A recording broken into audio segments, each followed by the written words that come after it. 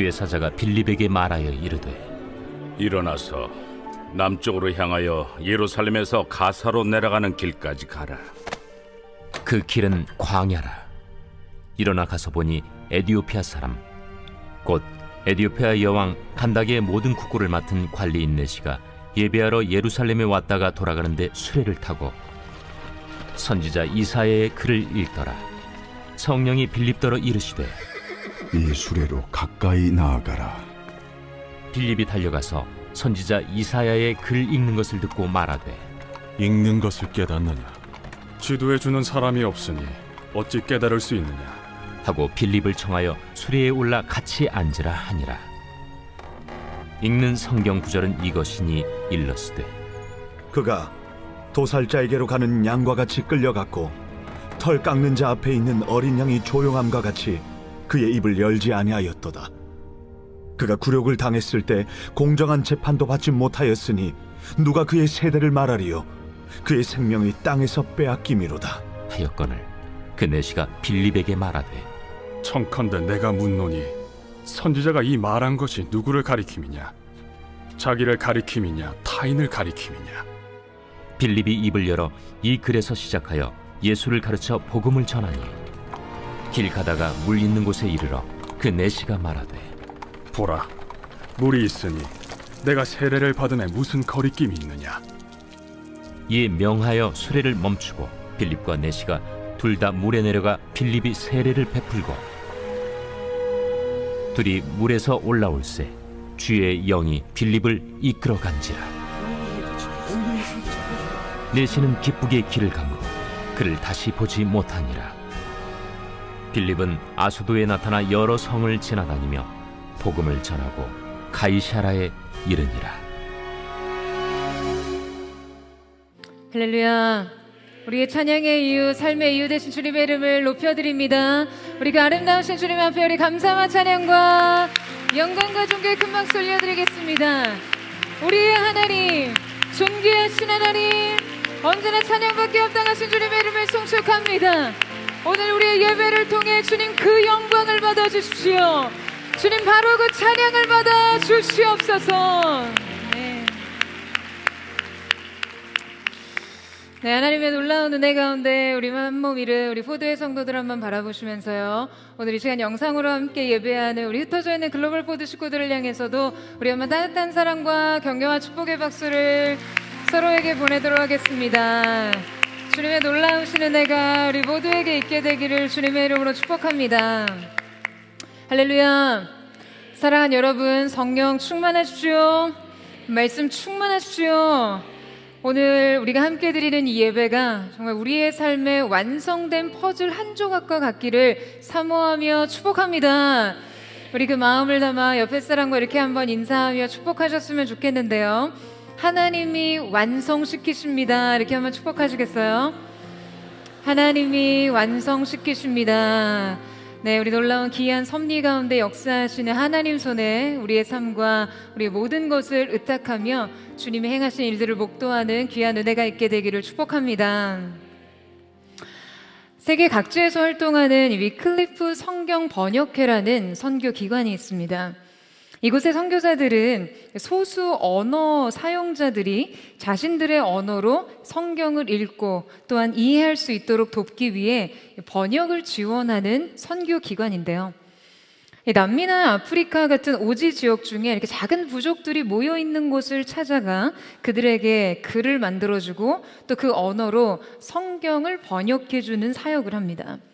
이 위클리프 선교에 전해지는 일화가 하나 있는데요. 한 선교사님이 이 남미의 작은 마을 한 부족에서 성경을 번역하고 있었어요. 그 성경을 번역하던 중에 순종이라는 이 단어를 과연 어떻게 번역해야 할지를 두고 고심하고 있었습니다. 그러던 중 어느 날 우연히 이 마을에서 아버지가 아들에게 심부름을 시키는 장면을 보게 되었어요. 아버지가 아들을 향해 당부하며 이렇게 말합니다. 내 모든 마음으로 꼭 그 일을 해야 된다. 내 마음을 나누지 말아라. 선교사님은 이 아버지의 말에서 영감을 받아 순종이라는 단어를 마음을 나누지 않고 온 마음으로 따라가는 것이라고 번역했습니다. 여러분, 순종이란 마음을 나누지 않고 온 마음으로 아버지의 말씀을 따르는 것입니다. 여러분 어떠세요? 여러분은 이 순종을 드리고 계십니까?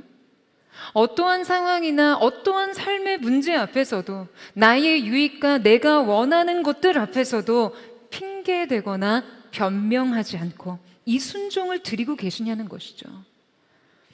오늘 바로 이 순종, 한 사람을 위한 한 사람의 순종에 대해 살펴보고자 합니다. 한 사람을 위한 한 사람의 순종이라는 말 속에 오늘 이 설교에서 하고자 하는 핵심의 모든 말들이 들어있어요.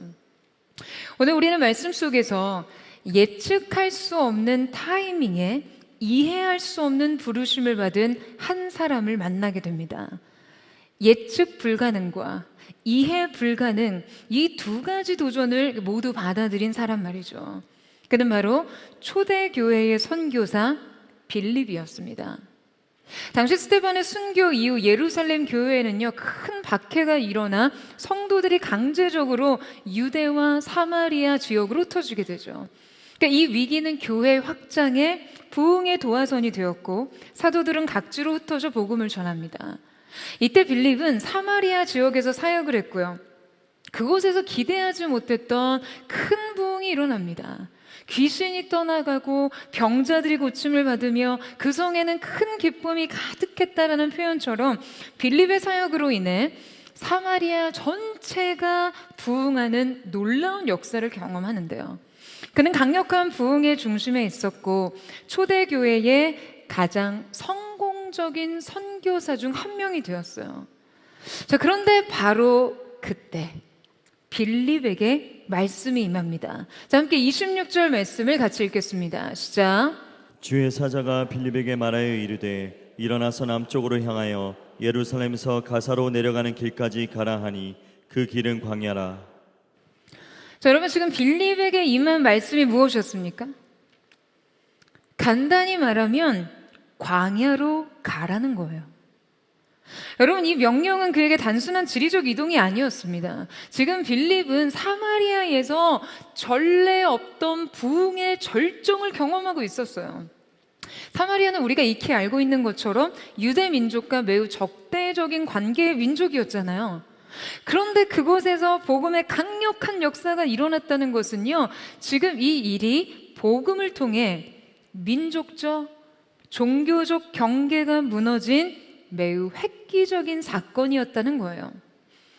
박해와 핍박을 피해갔던 뜻밖의 장소에서 일어난 놀라운 부흥으로 인해서 지금 빌립이 느낀 영적 환희가 여러분 얼마나 컸겠어요. 율법적 적대감과 완고한 민족사관이 무너지고요, 과거의 역사의 갈등과 반목, 그로 인한 상처와 아픔을 지금 복음이 끌어안고 놀라운 부흥이 일어났으니 말이죠. 그러니까 사역자로서 이러한 부흥의 주역으로 쓰임받는다는 것은요, 정말이지 영광스러운 일이고요, 또 초대교회 역사 안에서도 너무나 고무적인 일이었겠죠. 그곳엔 성취와 흥분과 가능성이 충만했어요. 그런데 그때 바로 이 말씀이 임한 거예요. 가라. 여러분 어디로요? 가사로 내려가는 길까지 가라. 여러분 그렇다면 지금 주님의 명령이 떨어진 이 가사라는 곳은 어떤 곳이었을까요? 가사는 당시 빌립이 머물고 있었던 곳에서 약 70km 정도 이상 떨어진 곳에 위치한 매우 험준하고 척박한 땅이었습니다. 이 지역은 옛적의 블레셋 땅의 중심 도시 중에 하나라요, 이스라엘과 그냥 끊임없이 충돌했던 적국의 상징이었거든요. 그러니까 따라서 유대인들이 쉽게 접근하지 않는 경계의 땅이었죠.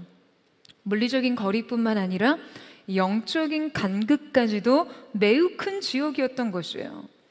더욱이 지금 이때 이 남쪽으로 향하여라고 기록된 남쪽이라는 개념은요, 헬라어에서 정오, 한낮이라는 시간적인 개념으로도 쓰였습니다.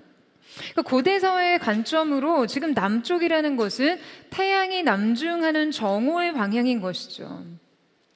그러니까 지금 하나님의 명령은 하루 중 가장 빛이 강한 순간, 한낮의 뜨거운 태양 아래 아무도 거하지 않는 땅, 광야로 가라는 거예요. 빌립이 사마리아에 거하는 동안 여러분 그의 전도 대상은 수많은 군중들이었습니다. 그곳에서 일어나는 놀라운 복음의 역사에 그는 선구자적 개척자의 역할을 감당했죠. 그런데 바로 그 결정적인 타이밍에 주님께서는 그를 한낮의 태양 아래서 아무도 거하지 않는 땅으로 부르고 계신 거예요. 고독의 땅, 열매가 없는 땅, 해로운 짐승들의 땅 말이죠. 여러분 이때 광야란 희생의 동의어 아닙니까? 고독의 동의어 아닌가요? 이때 주님의 명령의 특징은 지금 광야로 대체 왜 가야 하는지, 가서 무엇을 하며 누구를 만나야 할 것인지에 대한 구체적인 설명이 없다는 거예요. 오직 명확한 것은 방향뿐이었습니다. 그렇다면 여러분 성경에서 반복해서 드러나는 이 광야의 특징이 무엇인가요? 광야는 하나님과의 깊은 만남의 장소죠. 하늘이 열려있던 장소입니다. 하지만 동시에 광야는 사람도 없고 인프라도 없고 인적도 없고 자원도 없고 개연성도 없는 곳이에요. 오직 하나님의 임재와 명령만이 존재하는 자리예요. 여러분, 이 명령이 빌립에게 지금 어떠한 의미였을까요? 아니, 오늘날 우리에게는 여러분 어떠한 의미로 적용될 수 있습니까? 하나님의 부르심이 그 순간 인간의 관점에서 여러분 어떠한 의미로 다가왔을지 한번 생각해 보세요. 바로 그 순간 지금 그 명령이 주는 의미 말이에요. 여러분 이때 우리가 충돌하는 것은요, 인간의 무의식을 지배하는 매우 근본적인 관성들입니다. 하나님의 명령과 도전에 충돌하게 하는 이 내적인 저항과 관성 첫 번째는 결과를 뜻과 일치시키는 태도인데요. 여러분 지금 빌립은 복음의 확장과 부흥의 중심에 서 있었습니다. 한 도시가 복음 앞에서 완전히 뒤집어지는 것을 눈앞으로 생생하게 보았고요. 너무나 가시적인 성공적 열매들이 있던 곳이었어요. 여러분, 여러분의 삶에서 성공적 경험의 자리를 박차고 이 광야로 나아가는 일이 어디 쉬운 일인가요? 지금 그곳에 뜻이 있다는 이유만으로 실제적이고 명확한 결과를, 인생의 가시적인 성공적 결과를 뒤로할 수 있으세요? 우리가 하나님이 우리의 인생에 주시는 결과와 여러분 그분의 뜻을 너무 지나치게 일치시키다 보면요, 하나님의 뜻보다도 결과 중심적인 삶을 살게 됩니다. 그러니까 좋은 결과가 하나님께서 주시는 축복이자 하나님의 뜻이라는 착각 말이죠. 여러분 때로 가시적인 열매와 성과를 거둘 수 없는 곳에서도 하나님의 뜻은 얼마든지 존재합니다. 여러분 아멘이세요? 중요한 것은 그곳이 부르심의 땅이냐 하는 것이죠. 두 번째는 효율성 중심의 태도입니다. 여러분 사마리아 땅에서는요 분명 온 성에 큰 기쁨이 있었어요. 그리고 그 중심의 선자가 바로 빌립이었습니다. 그곳에는 수많은 회심자와 성장하는 공동체가 있었죠. 그런데 그들을 뒤로하고 인적이 드문 광야로 이 걸음을 옮기는 것은요, 양적인 성과와 효율성보다도 순종의 정확성을 추구할 때만 가능한 것이었어요. 세 번째는 통제와 계획 중심의 태도입니다. 여러분이 하나님의 명령엔 방향 외에는 아무것도 주어지지 않았어요. 대상과 내용, 이유와 목적, 과정과 결과, 모든 것이 빠져 있었어요. 설명 없는 명령이었죠. 이 명령엔 빌립이 주도할 수 있는 것은 아무것도 없었습니다. 어떤 것도 예측할 수 없었고 어떤 계획도 무용한 명령이에요. 그러니까 바로 이러한 명령이 여러분 우리의 삶 속에 주어질 때 우리는 오직 우리 안에 믿음의 발휘만이, 그 믿음의 발휘만이 명령을 수행할 수 있게 한다라는 것을 깨닫게 됩니다. 네 번째는 공적 인정의 상실에 대한 두려움입니다. 여러분, 인간은 누구나요? 잊혀짐에 대한 두려움이 있습니다. 왜냐하면 우리는 관계적 존재이기 때문에 그렇죠. 그러니까 누군가로부터 분리되고 멀어지고 잊혀진다라는 두려움은 매우 본질적인 시험이에요. 광야는 사역자라는 어떤 정체성보다 그저 하나님 앞에 한 사람으로서의 존재감이 훨씬 더 큰 자리였어요. 사역으로부터 자신을 입증하려고 하는 그 유혹을 내려놓고 하나님의 시선만이 존재하는 자리로 돌아가는 것이었죠. 여러분, 바로 이러한 인간 본연의 관성과 하나님의 명령은 정면으로 충돌하고 있습니다. 그러니까 우리의 수많은 일들이 한낱 이성과 상식과 매뉴얼을 따르며 살 수 없는 이유가 바로 여기에 있는 것이죠. 주님은 우리의 인생을 믿음이 아니고서는 열 수 없는, 순종이 아니고서는 들어갈 수 없는 문 앞에 종종 세우십니다. 이때 우리의 감정과 욕심 그리고 경험들은요, 이 새로운 진입을 가로막죠. 그러나 오늘 말씀의 주인공 빌립은 바로 그 문을 열고 들어갑니다. 그는 하나님의 말씀 앞에서 당장 성공적 행보를 멈추었고 이 목적지가 불분명한 곳을 향해 질문 없이 출발했어요. 광야라는 불모지를 향해 왜? 라고 묻지 않고 네? 라고 대답하며 뒤를 돌아보지 않고 진입한 것이죠. 여러분, 바로 이것을 순종이라는 결단 외에 이걸 어떻게 설명할 수 있겠어요? 무엇으로 설명할 수 있습니까? 그리고 우리는 말씀을 통해 빌립의 순종 이후에 그를 기다리고 있는 것을 마주합니다. 우리 27절에서 28절 말씀을 함께 읽겠습니다. 시작. 일어나 가서 보니 에디오피아 사람 곧 에디오피아 여왕 간다게의 모든 국고를 맡은 관리인 내시가 예배하러 예루살렘에 왔다가 돌아가는데 수레를 타고 선지자 이사야의 글을 읽더라. 자, 여러분, 이때 우리말 성경에는요, 일어나 가서 보니라고 번역함으로써 지금 이 행위가 자연스럽게 이어지고 있지만 헬라어 원문을 보게 되면 사실상 두 개의 중요한 접속 요소가 나란히 등장합니다. 그래서 옛 뜻으로 쓰이는 접속사 카이인데요.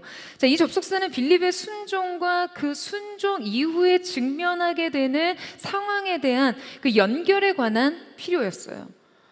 그가 일어나 갔더니 그래서 봤다라는 거죠. 빌립이 일어나서 본 그 장면은 결코 우연적인 것이 아니라 순종 이후에 필연적 상황이었다는 것을 강조하고 있는 것이에요. 그러니까 이때 이 보니라는 이 헬라어 단어는요, 이두라는 감탄사, 보라라는 감탄의 표현인데요.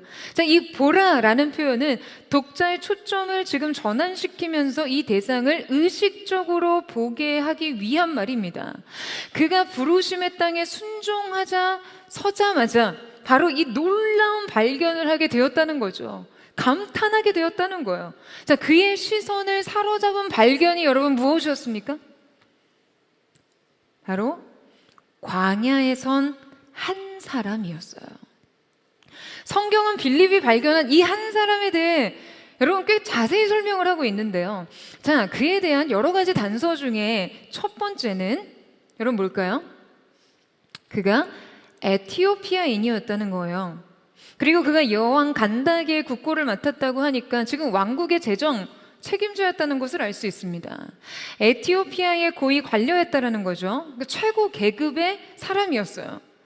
자, 그런데 지금 그가 뭘 하러 왔다, 뭘 하고 있어요? 성경은 그가 예루살렘에 예배하러 왔다는 사실과 빌립이 그를 발견할 당시 그가 수레에 탄 채로 말씀을 읽고 있었다라고 기록하고 있습니다. 그러니까 지금 이 내용이 성경이 이 한 사람에 대해서 기록하고 있는 내용이에요.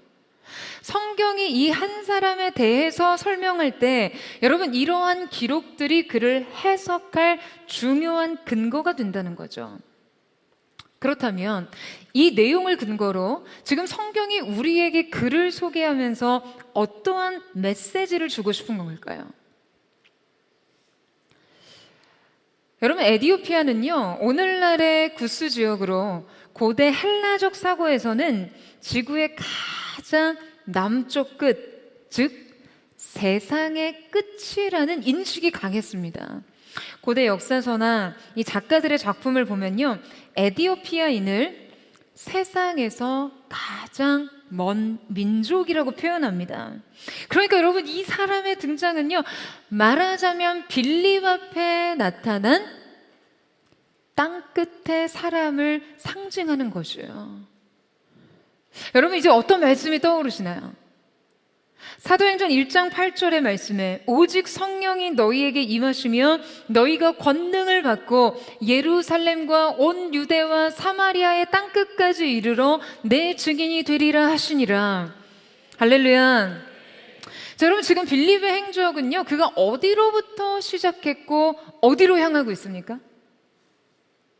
자, 초대교회 시작이 어디였죠? 예루살렘이죠. 주께서 성령이 임하시기까지 예루살렘을 떠나지 말라라고 하셨잖아요. 예루살렘은 복음의 출발점이었습니다. 그런데 스데반 죽음 이후에 예루살렘 교회의 박해와 핍박이 시작됐고요. 이 고난을 계기로 그들이 어디로 흩어졌습니까? 어디로 흩어졌어요?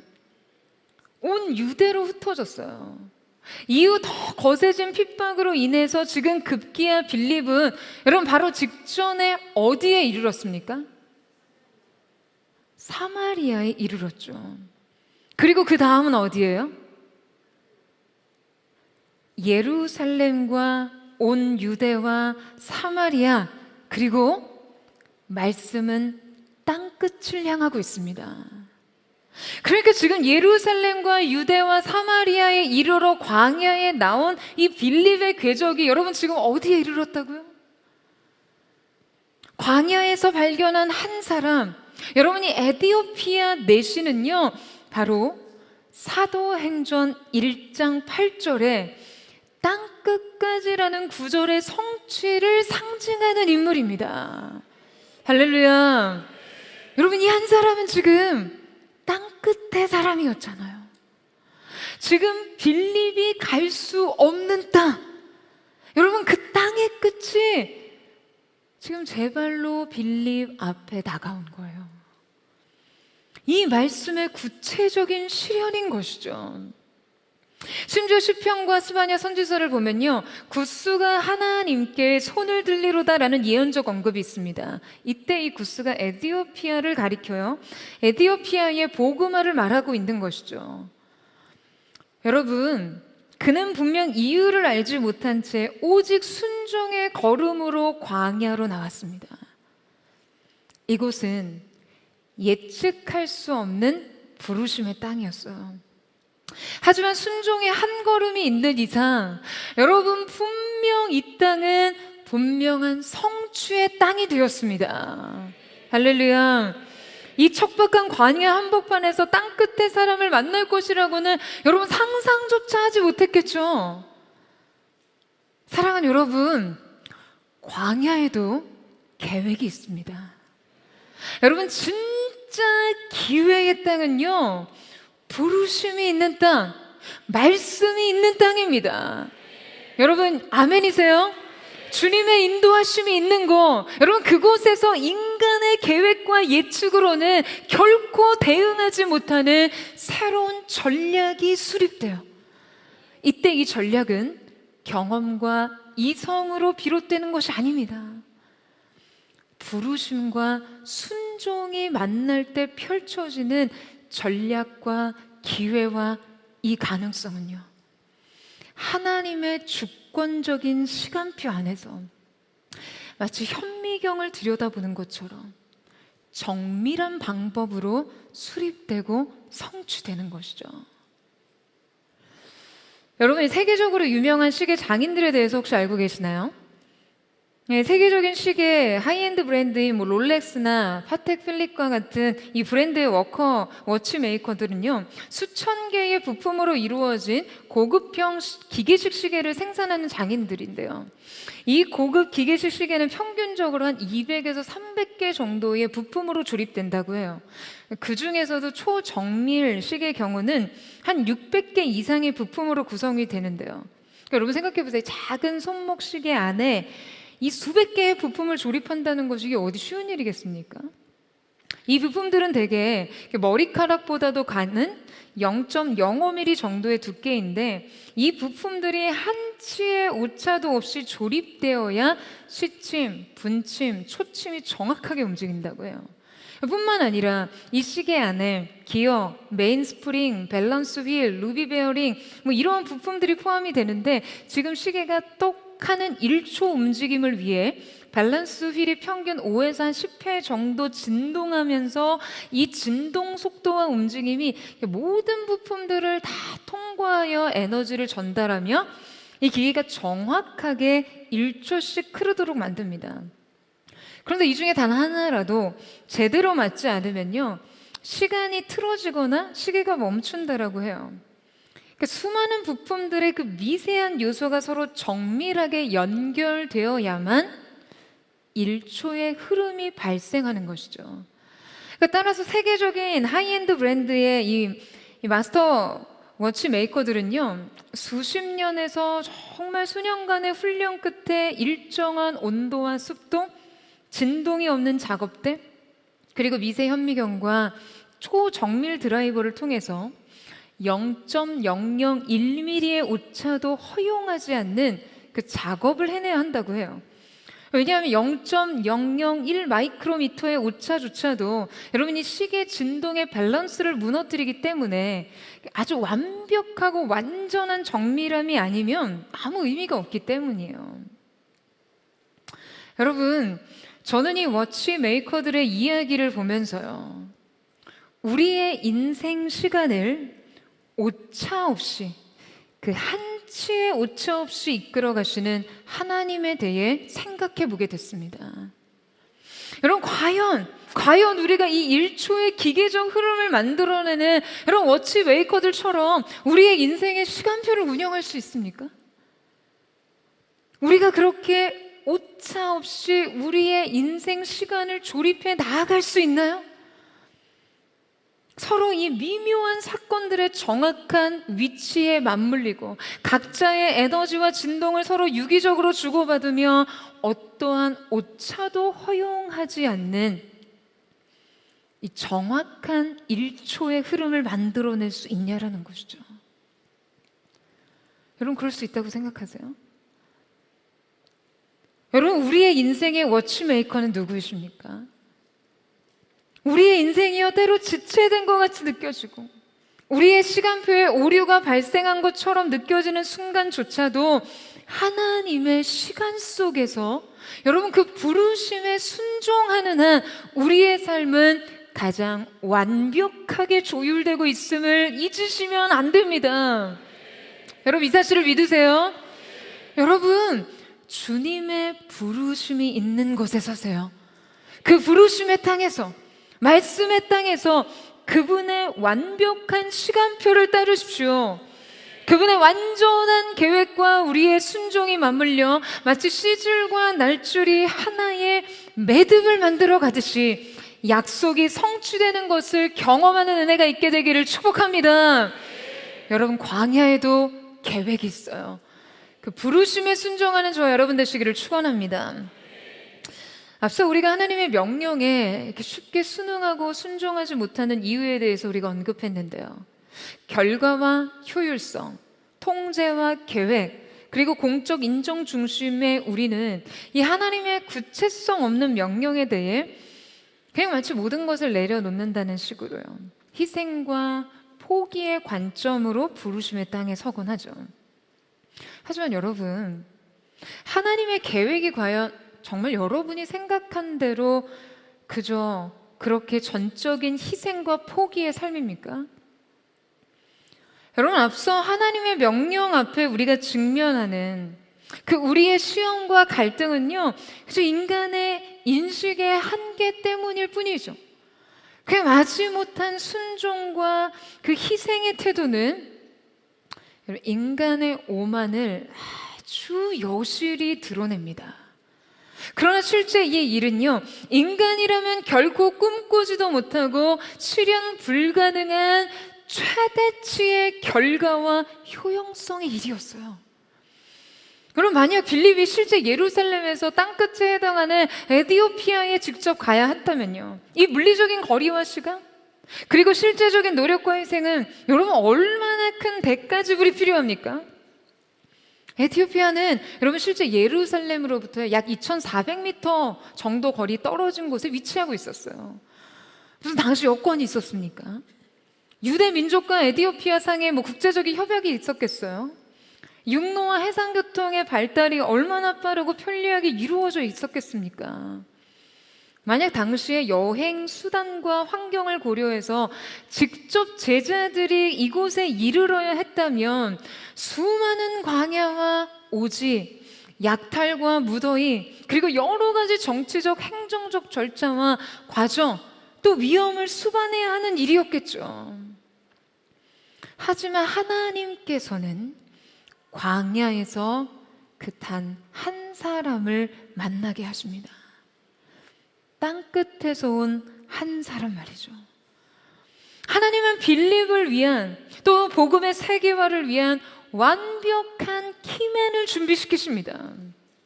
이곳은 하나님의 완전한 시간표에 빌립을 편입시키시는 부르심이었어요. 빌립은 그냥 부르심에 반응했을 뿐이지만 여러분, 그 순종은 하나님의 위대한 구원의 서사에 편입되는 신비한 일이 된 것이죠. 그는 하나님의 부르심에 응답했을 뿐이지만 숨겨져 있던 기회의 문을 연 것이었습니다. 여러분, 우리가 이 말씀을 기억하며 부르심의 땅에 설 때 여러분, 마지못한 순종과 희생으로 서지 않기를 축원합니다.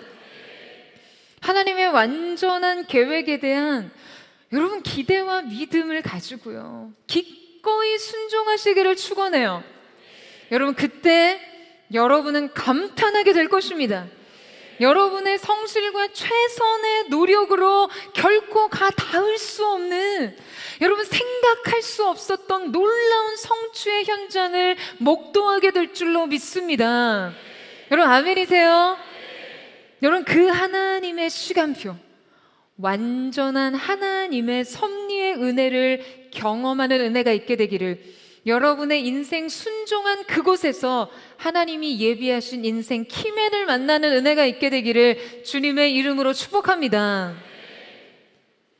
여러분, 이 빌립을 만나게 하신 한 사람이 에티오피아 내시는요, 그가 이 땅끝의 사람을 대변한다는 것 외에도 다양한 상징성이 있습니다.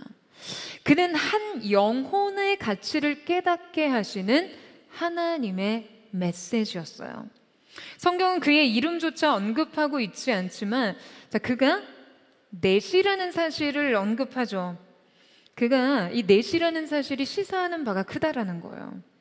여러분, 고대 사회에서 넷이라는 것은요, 이 왕궁에서 왕을 섬기도록 헌신된 특정한 사람을 의미합니다. 하지만 이들은 유대교 내에서는 율법적으로 성전 출입이 금지된 자였어요. 그러니까 에디오피아 넷이라는 것이 여러분 어떤 단서를 제공하고 있다고요? 기존 유대인들의 율법과 성전의 시스템으로는요, 결코 복음에 접근할 수 없던 자였다라는 것이죠. 약속에 있어서는 철저히 외인이었어요. 그의 매우 독특한 점은 여러분, 그가 예배하기 위해서 예루살렘에 왔었다라는 사실이에요. 정말 제 스타일이에요. 여러분 생각해보세요. 2,400km를요 오직 예배하기 위해서 예루살렘에 왔다니까요. 내 인생의 유익과 계획과 모든 것을 뒤로 예배하기 위해서요. 할렐루야. 놀랍게도 그는 이미 하나님에 대해 알고 있었고, 예루살렘 성전에 하나님을 예배하고자 하는 열망을 가지고 수천 킬로미터를 여행하는 예배를 목적으로 예루살렘에 왔던 사람이었어요. 그러니까 헬라 세계의 이 디아스포라적 유대 신앙의 영향을 받았던 경건한 이방이었던 것이죠. 하지만 태산 줄령이 있고 황막한 사막길을 지나 수천 킬로미터를 여행했지만 지금 그가 내시라는 이유로 그는 성전에 들어갈 수 없었습니다. 오직 이방인의 뜰까지만 접근 가능했기 때문에 그가 실제 예배할 수 있는 기회는 너무나 제한적이었겠죠. 깊은 임재의 장소에서는 소외된 외인이었어요. 그러니까 이 예배를 위해 많은 대가를 지불하며 예루살렘까지 왔다 돌아가는 길, 그는 여전히 해소되지 않는 영적 갈망을 가지고 한낮의 광야에서 자신의 수레에 앉아 말씀을 읽고 있습니다. 참 놀라운 일이죠. 바로 이 한 사람의 갈망을 주목하시는 하나님의 관심 말이에요. 율법의 장막이, 그 율법의 장벽이 그를 하나님의 임재 안으로 들어오는 것을 막자 성령의 역사는 이 단 한 사람을 위해 하나님의 사람을 광야로 부르시는 거예요. 지리적인 거리, 인종적 경계, 율법적 장벽을 모두 무너뜨리며 하나님께서 준비된 한 사람을 만나게 하시기 위해서 여러분 얼마나 정밀한 방법으로 한 사람을 부르시는가를 알 수 있는 것이죠. 여러분 이 만남은요 단순한 전도가 아니라 복음이 민족과 인족, 성별과 신분을 초월해 확장되는 출발점이었습니다. 여러분 이 광야길에 준비된 이 뜻밖의 목마름의 경의를 느끼지 않습니까? 여러분 바로 이것이 하나님께서 종종 우리를 광야로 부르시는 이유입니다. 준비된 목마름이 있는 곳에 주님의 역사는 이렇게 펼쳐집니다. 우리 함께 29절에서 31절 말씀을 같이 읽겠습니다. 시작. 성령이 빌립더러 이르시되 이 수레로 가까이 나아가라 하시거늘 빌립이 달려가서 선지자 이사야의 글 읽는 것을 듣고 말하되 읽는 것을 깨닫느냐 대답하되 지도해 주는 사람이 없으니 어찌 깨달을 수 있느냐 하고 빌립을 청하여 수레에 올라 같이 앉으라 하니라. 자, 여러분 성령께서 광야에서 빌립에게 무엇을 요구하셨죠? 가까이 나아가라. 그러자 이번에도 빌립이 여러분 어떻게 합니까? 빌립이 달려가서. 여러분 지금 빌립의 반응이요 단지 빠른 속도만을 말하는 것이 아니에요. 그의 응답은 매우 적극적이었습니다. 말씀하신 것 이상의 순종이 그에게 늘 준비되어 있었어요. 믿음의 열정이 있었어요.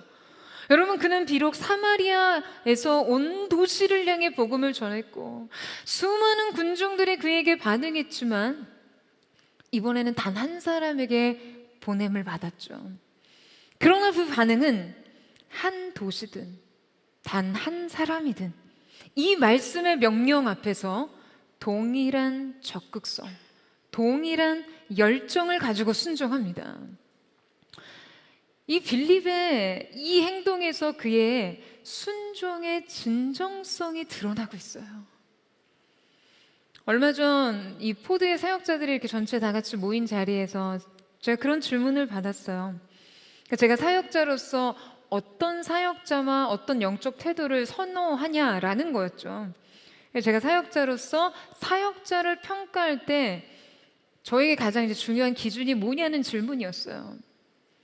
여러분 제가 사역자를 평가하고 바라볼 때 저의 가장 중요한 기준은요 바로 순수성입니다.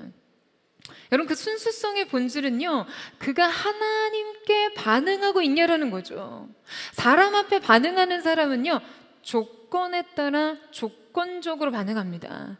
사람들의 인정과 시선으로부터 멀어지는 일, 박수와 갈채를 받을 수 없는 일, 대충 적당히 해도 큰 문제 없이 그냥 지나갈 수 있는 일에 있어서 그 일에 대해서는 마음을 쓰지 않아요.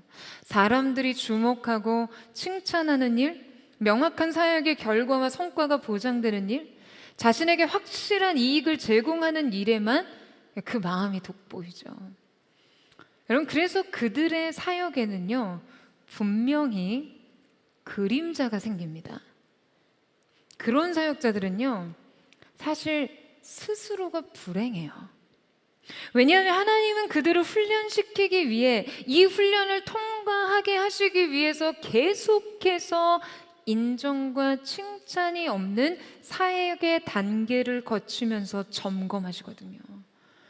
사람들 앞에서 자신을 드러내고 인정받기 위한 모든 사역은 여러분 결국 그를 제자리 걸음에 빠지도록 합니다.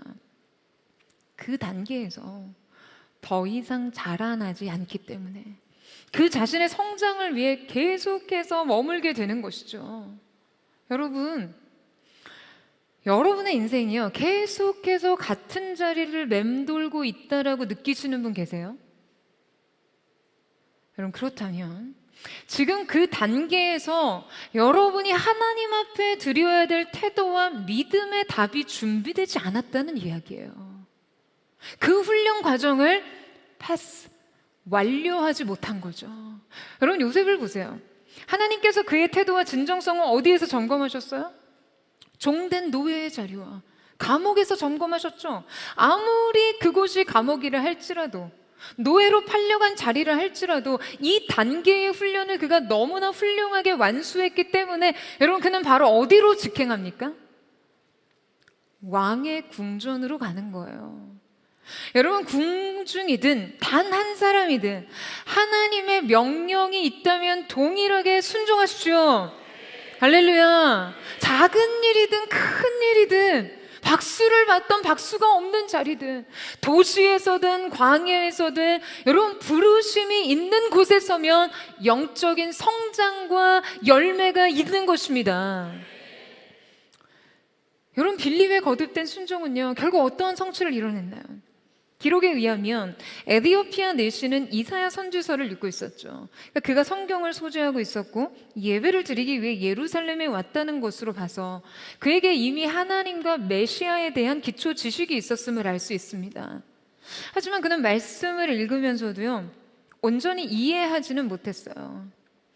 갈망과 혼돈이 공존하는 상태였죠.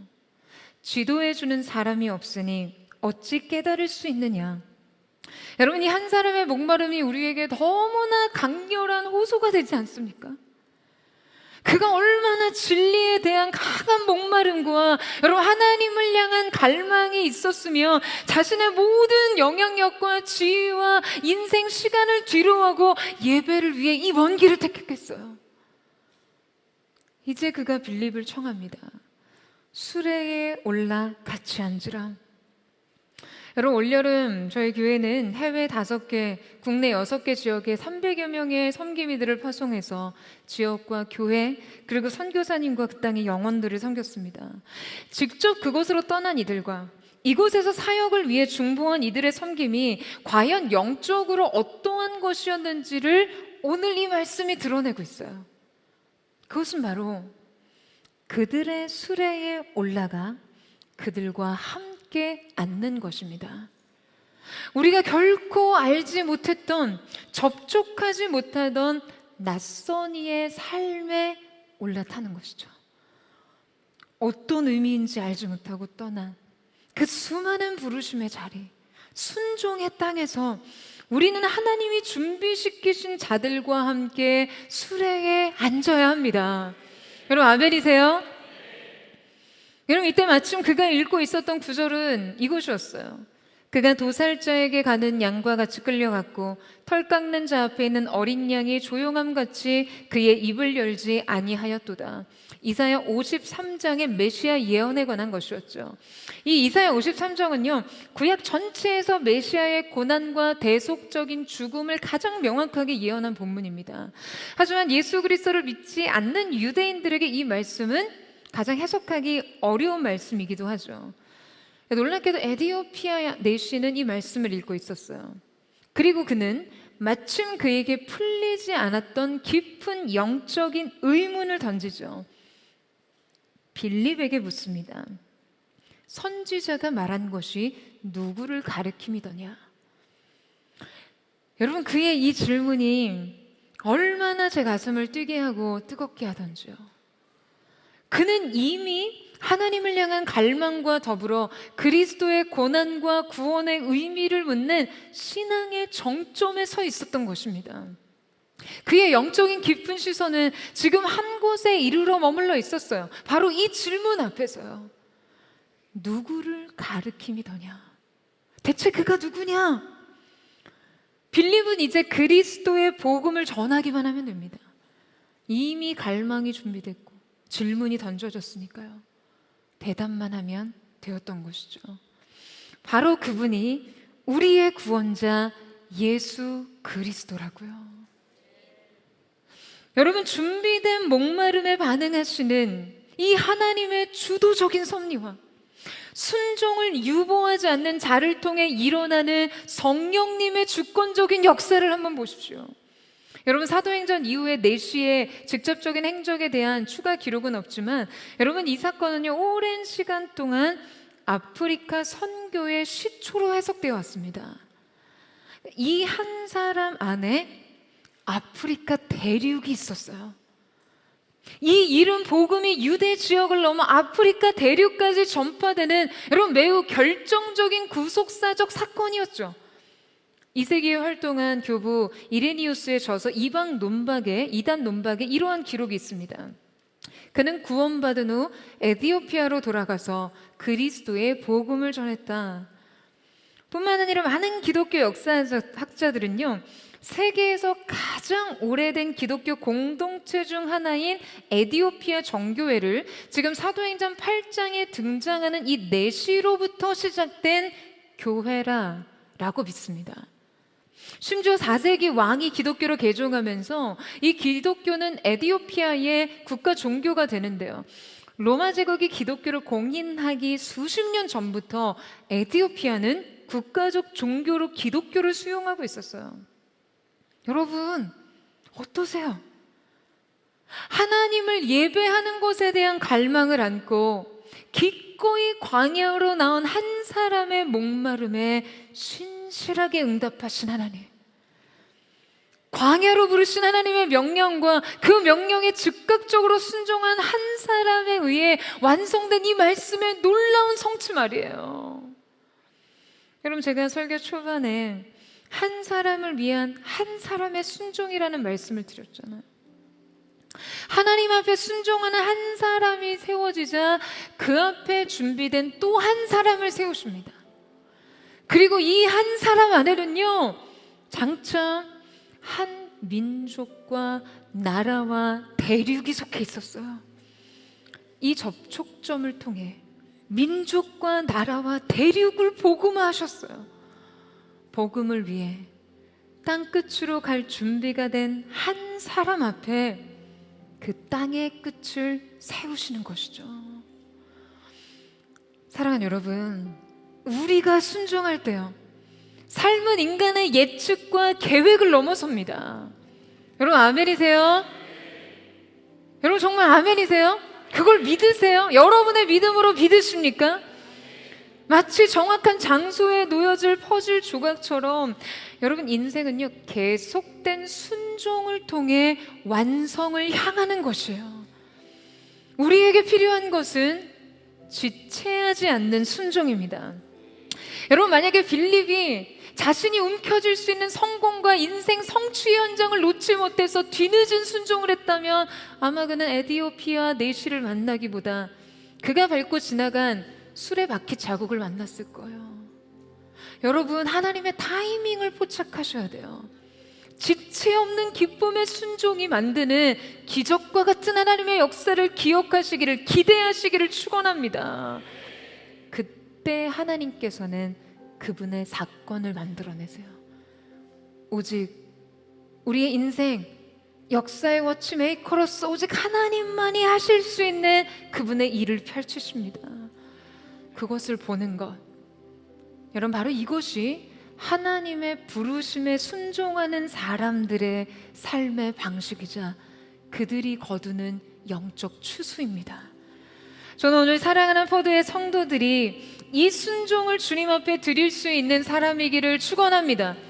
이 목마름을 하나님 앞에 드릴 수 있는 예배자이기를 축복합니다.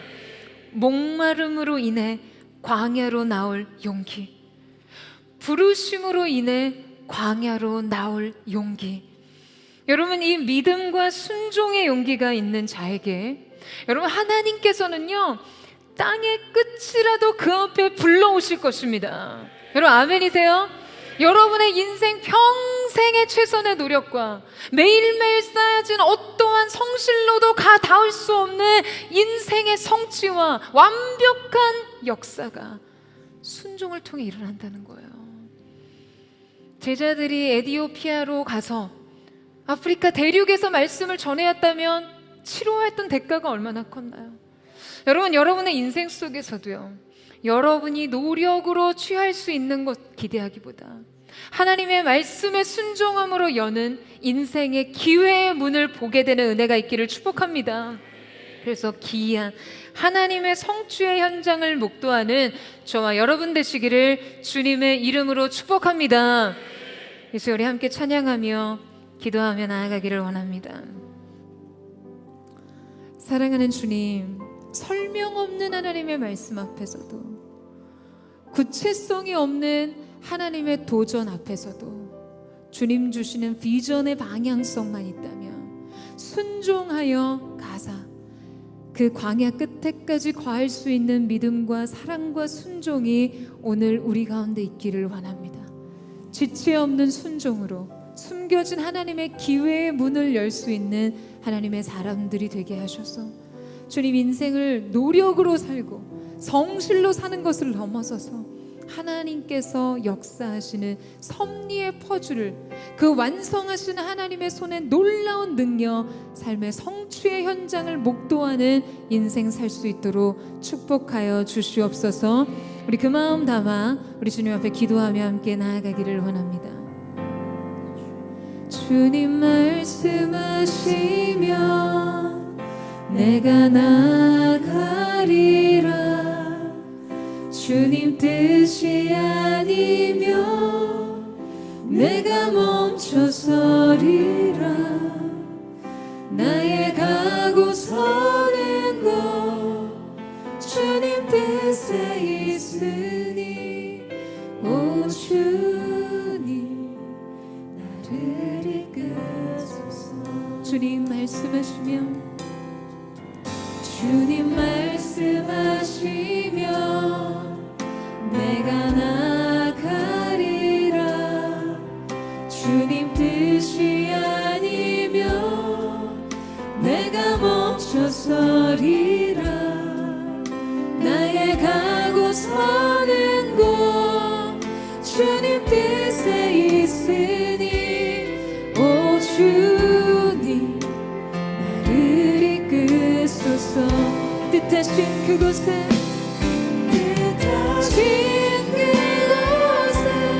나 있기 원합니다. 이끄시는 대로 순종하며 살리니 연약한 내 영혼 통하여 일하소서.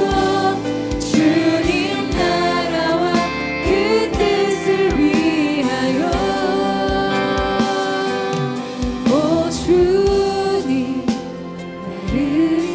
다시 한번 고백합니다. 주님 말씀하시면 주님 말씀하시면 내가 나아가리라. 주님의 뜻이 아니면 주님 뜻이 아니면 내가 멈춰서리라. 나의 가고 서는 곳 주님 뜻에 있으니 오 주님 뜻하신 그곳에 나 있기 원합니다. 이끄시는 대로 순종하며 살리 연약한 내 영혼 주님 나를 통하여 주님의 일을 이루어 주옵소서. 주님 나라와 그 뜻을 위하여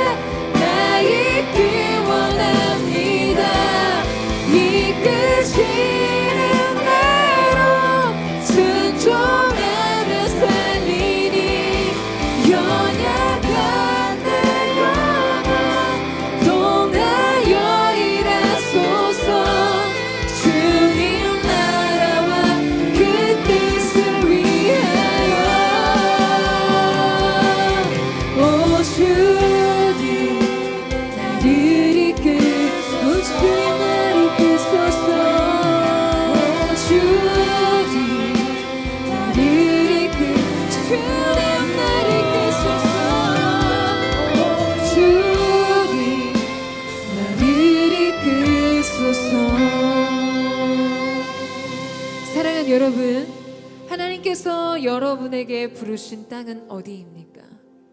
오늘 여러분의 인생 속에 구체성 하나 없는, 설명 하나 없는 하나님의 말씀이 주어진 곳이 있습니까? 내 인생의 이 안락함과 이 편안함과 이 성공적인 삶의 열매를 두고 하나님은 가사를 향하라고 하세요.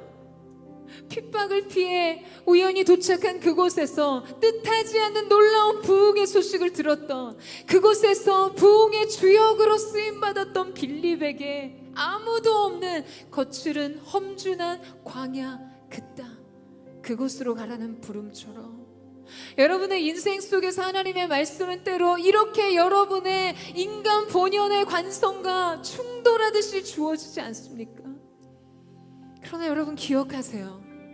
희생하는 마음으로, 부득이한 마음으로, 어쩔 수 없이 정말 포기하듯 자신을 내던지는 마음으로 순종하지 마시고요, 그것에서 이두 감탄하듯 역사하실 하나님의 성취를 보는 기대하는 마음과 떨리는 마음으로 그곳을 향해 갈 수 있는 여러분 되시기를 주님의 이름으로 축원합니다. 여러분의 삶의 평생의 최선을 다해서도 능히 이룰 수 없었던 그 놀라운 은혜의 역사가 그 가운데 숨겨져 있을 것이에요. 하나님께서 허락하신 여러분의 인생의 문을 열 수 있는 키맨이 그곳에서 준비되어 있을 줄로 믿습니다. 사랑하는 여러분, 순종하되 기쁨으로 순종하세요.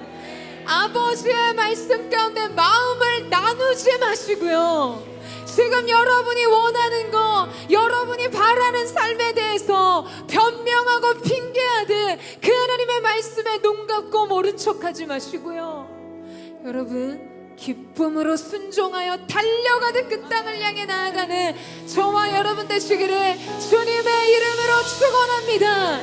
오늘 이 순종이 하나님께서 열어주시는 새로운 삶의 문이 되기를 원합니다. 주님 그 순종의 걸음을 주께 드릴 수 있는 우리 모두가 될 수 있도록 역사하여 주시옵소서. 우리 그 마음 고백하며 주여 한번 무너짓고 기도하겠습니다. 주여, 사랑하는 주님, 오늘 이 시간 우리가 하나님 앞에 우리의 마음을 드리며 우리의 뜻을 드리며 주님의 말씀 앞에 순종하는 자리에 나아가기를 원합니다. 광야 끝이라도 말씀이 있다면 뒤로 물러나 충렬에 빠지지 않고 돌파하며 우리의 마음을 확장하며 주님 앞에 서는 자가 될 수 있도록 주여 역사하여 주시옵소서. 주님, 오늘 하나님 앞에 그 순종을 드리는 사람을 통해 땅의 끝이라도 그 앞에 불러내신 그 하나님의 놀라우신 은혜를 우리가 목도하기를 원합니다. 주님 역사하여 주옵소서. 각 사람 가운데 그 순종을 드림으로 숨겨진 하나님의 기회의 문을 여는 자들 될 수 있도록 주님 역사하여 주시기를 원합니다. 바로 그곳에서 준비된 하나님의 역사, 하나님의 약속의 말씀이 눈앞에서 생생히 현실화되는 것을 주님 우리로 하여금 보게 하여 주시옵소서. 약속을 잊은 자들 오늘 하나님 앞에서 그 말씀을 기억하며 그 약속하신 부르신 자 말씀 앞에 순종함으로 기꺼이 하나님 앞에 내 자신을 다시 드리는 은혜, 그렇게 나의 삶을 주님 앞에 드림으로 놀라운 하나님의 역사를 볼 수 있는 거룩한 하나님의 사람들 될 수 있도록 역사하여 주시옵소서. 예수님의 모든 시선을 주님께 드리고 전능하신 하나님을 느낄 때 세상은 주의 나라가 되고 하나님이 일하기 시작하네. 내게로부터 눈을 들어, 내게로부터 눈을 들어 주를 보기 시작할 때 주의 일을 보겠네. 내 작은 마음도 돌이키사 하늘에 꿈꾸게 하네. 주님을 볼 때 성령이 나를 변화시켜 모든 두려움 사라질 때 주의 길을 보겠네. 황폐한 땅 한가운데서 황폐한 땅 한가운데 주님의 마음을 알게 되기를 원합니다. 자리 주님을 볼 때 모든 시선을 주님께 드리고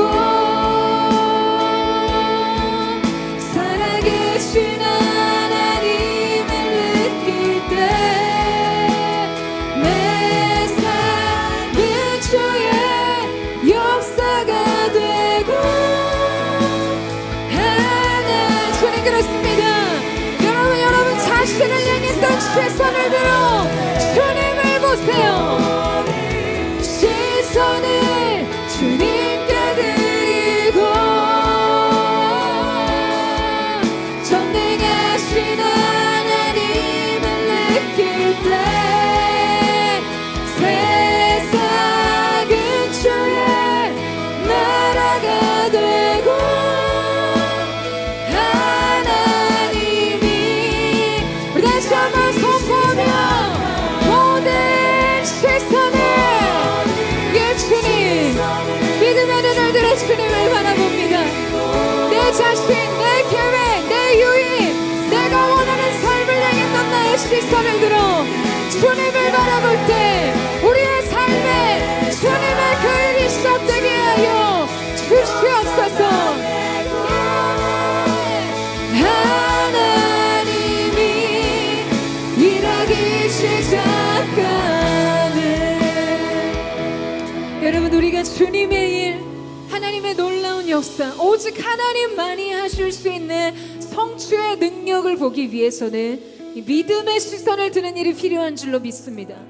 빌립이 자신의 것으로 움켜쥐고 내 계획, 내 유익, 내 이가 받는 인정과 박수와 갈채에 함몰되었다면 결코 하나님의 일을 볼 수 없었을 거예요. 여러분 믿음은 주님을 바라보는 것입니다. 믿음은 나 자신에 대한 사실을 잊는 것이에요. 특별히 오늘 이 시간 에디오피아 내시의 목마름이 정말 오늘 우리의 목마름이 될 수 있기를 원합니다. 한 사람의 순종과 한 사람의 목마름, 부르심을 위해 광야로 나올 수 있었던 한 사람, 목마름을 위해 광야로 나올 수 있었던 한 사람의 인생이 교차되는 지점에서 하나님께서는 하나님의 놀라운 역사를 이루시고 그분의 말씀을 성취해 주셨습니다. 사랑하는 여러분, 여러분의 인생 하나님을 예배하기 위한 목적으로 여러분의 삶의 지위와 명예와 삶의 유익과 계획을 뒤로한 채 광야로 나올 자신 있으세요? 하나님을 온전히 예배하고 싶어서요. 하나님으로부터 어떠한 축복과 은혜를 얻고 인생 문제를 해결하고 내 인생 좀 더 영화로운 삶을 살고자 하는 욕망으로서 주님 앞에 나오는 것이 아니라요, 주님 예배하기 위한 목적으로 수천 킬로를 여행했던 에디오피아 내시와 같은 그 갈망이 여러분에게 있으신가요? 여러분, 저는 정말 너무나 사모합니다.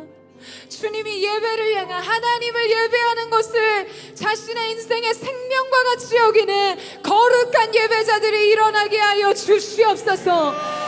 그 한 사람의 목마름을 거절치 않으시고 말할 수 없는 사랑의 관심으로 그의 인생 속에 빌립이라는 또 다른 키맨을 보내셨던 것처럼 주님, 오늘 우리의 인생이 순종과 목마름의 교차 지점에서 하나님의 그 영광을 볼 수 있기를 원합니다.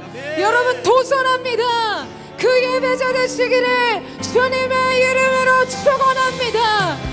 오늘 이 시간 그 목마름의 갈망을 주님 앞에 드리며, 주님, 이 목마름을 위해 우리가 광야로 나왔습니다. 주님을 마음껏 예배하기 위해 광야로 나왔습니다. 오늘 이 자의 마음이 오늘 우리의 마음 될 수 있도록 역사하시고 그 한 사람을 통해 에티오피아 대륙을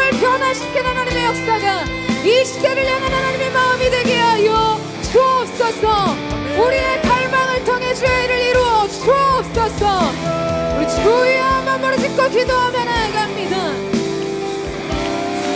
주여, 사랑하는 주님, 우리가 주님 예배하기 위해 광야로 나왔습니다. 주님 마음껏 예배하기 위해 주님, 우리가 주님 앞에 섰습니다. 인생의 그 모든 대가 지불을 주님, 우리가 기꺼이 주님 앞에 감내하며 주님 예배하는 그 자리에 서기를 원합니다. 그때 바로 거룩하신 성령께서 우리의 인생 가운데 하나님의 하실기를 나타내시고 우리를 향한 관심을 가지신 하나님, 우리의 인생에 빌릴 것 같은 기회를 보내시고 주님, 우리를 통해 시대를 변화시키는 하나님의 놀라운 역사가 나타나게 하여 주옵소서. 향해 전심으로 주경배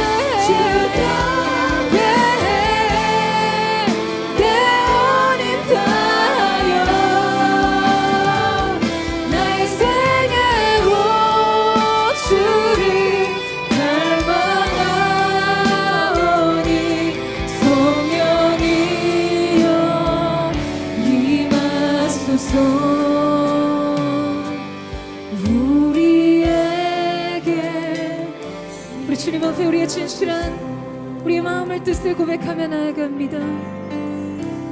진실한 예배자로 거룩한 불꽃으로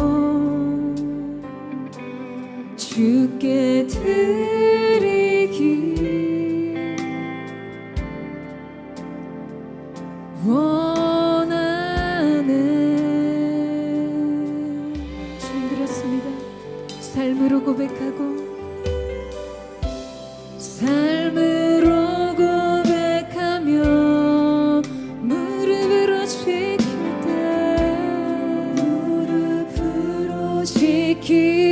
때 아버지여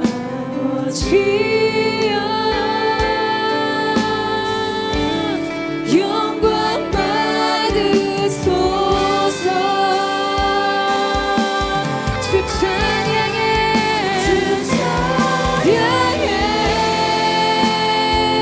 전심으로 주 경배해 내 온 인하여 나의 생애로 주를 갈망하오니 성령이여 임하소서. 주 찬양해 전심으로 주 경배해 내 온 인하여 나의 생애로 주를 갈망하오니 성령이여. 오늘 우리의 마음을 보시는 하나님 앞에 주 찬양해. 주님, 우리가 그 목마름의 예배자 되기를 원합니다.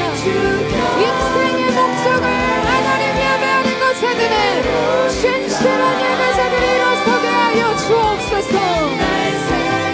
오, 주를 갈망하오니 성령이여 임하소서. 우리에게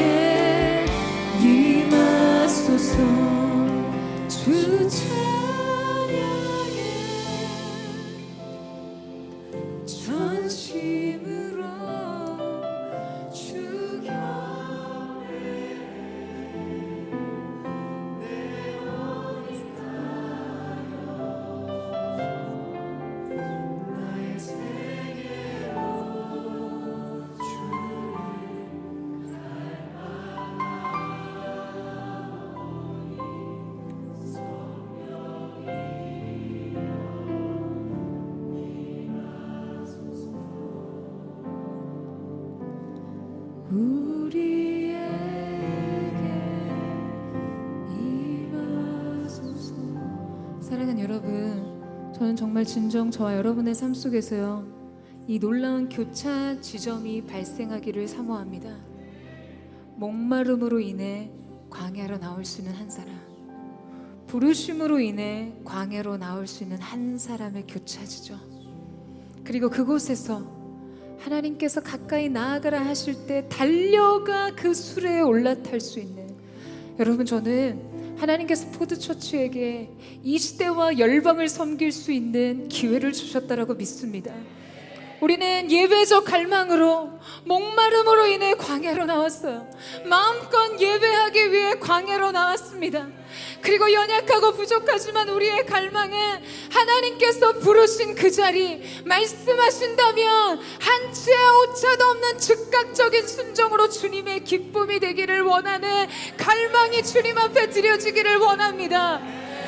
하나님, 우리가 이 시대의 수레에 달려가 올라타는 믿음에는요, 마지막까지 적극적으로 주의 말씀에 순종함으로 주님 땅의 끝이라도 우리에게 내어주신 하나님의 말씀을 성취하는 자들 될 수 있도록 역사하여 주시옵소서. 여러분이 지금 올라타야 될 수레는 무엇입니까? 지금 하나님이 열어주신 기회를 포착하세요. 하나님의 타이밍을 포착하세요. 믿음으로, 순종으로 가까이 나아가 말씀하시면 그 이상 달려갈 수 있는 믿음의 돌진이 우리 모두에게 있게 되기를 주님의 이름으로 축원합니다. 주님이 시대의 수레에 올라탑니다. 믿음으로 열방을 구하며 내 소유가 땅끝까지 이르라 말씀하신 주님의 말씀과 같이 우리의 인생과 교회에 새로운 부흥의 시즌, 뉴 시즌을 선포하며 나아갑니다. 확장과 돌파의 역사가 있게 하여 주시옵소서. 우리 마지막으로 주여 세 번 부르짖고 기도합니다. 주여, 주여, 주여. 예, 주님, 곳곳에서 믿음으로 주님 보여주신 기회의 수레를 가까이 나아라 하실 때 돌진하여 달려갈 수 있는 믿음의 준비와 열정이 오늘 우리의 것이 될 수 있도록 역사하여 주옵소서. 하나님의 사람들아, 강하고 담대할지어다. 우리의 시대가 주님 손에 있사오니 주님, 오늘 이 시간 우리가 하나님께서 하시는 새로운 부흥의 역사를 보게 하여 주옵소서. 하나님, 그 대륙을 얻는 자들이 되게 하여 주십시오. 우리의 인생으로는 꿈꾸지 못했던, 능히 생각지 못했던 하나님의 놀라우신 은혜가 나타나게 하여 주시옵소서. 확장과 돌파가 있을지어다. 뉴 시즌을 선포합니다. 주의 부르심 이곳에서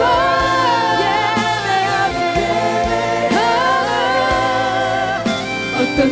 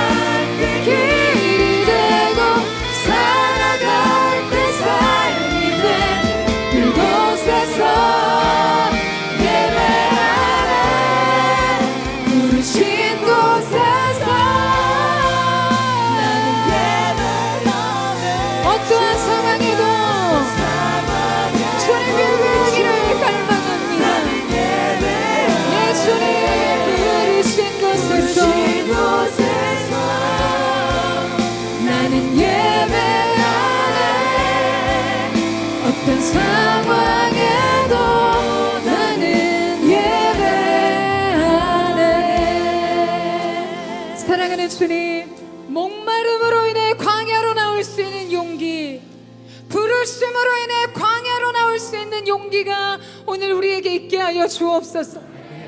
주님이 믿음이 교체하는, 이 믿음과 순종이 교체하는 지점에서 우리로 하여금 주님의 일을 보게 하여 주시옵소서.